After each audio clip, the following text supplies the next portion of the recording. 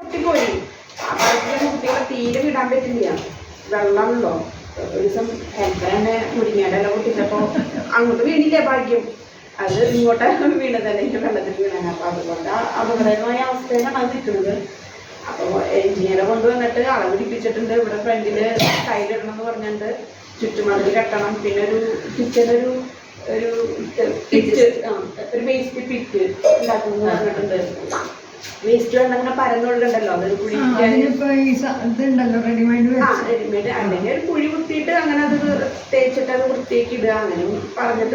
അംഗൻവാടി യോഗം കുട്ടികളുടെയും അമ്മമാരുടെയും പോഷകാഹാര കുറവുകൾ നികത്തുന്നതിന് പ്രാധാന്യം കൊടുത്ത് മുണ്ടത്തിക്കോട് 151 അമ്പലനട അംഗൻവാടി സ്വാതന്ത്ര്യദിനം, ഓണാഘോഷം എന്നിവ സമുചിതമായി കൊണ്ടാടാൻ തീരുമാനിച്ചു. ഡിവിഷൻ കൗൺസിലർ ശ്രുതി സതീഷ് അധ്യക്ഷത വഹിച്ചു. അംഗൻവാടി ടീച്ചർ ലൂസി സേവ്യർ സ്വാഗതം പറഞ്ഞു. വികസന സമിതി അംഗങ്ങളായ രാജു മാരാത്ത്, ES സുമതി ടീച്ചർ, രാജശ്രീ സുഗുണൻ, ഗോപകുമാർ എന്നിവർ പ്രസംഗിച്ചു. ഹെൽപ്പർ സുജാത നന്ദി പറഞ്ഞു. 11 കുട്ടികളാണ്. നമ്മുടെ ഇവിടെ നിന്ന് നമുക്ക് സാധനങ്ങൾ നമ്മൾ ഗർഭിണികൾക്ക് കൊടുക്കുന്നുണ്ട്.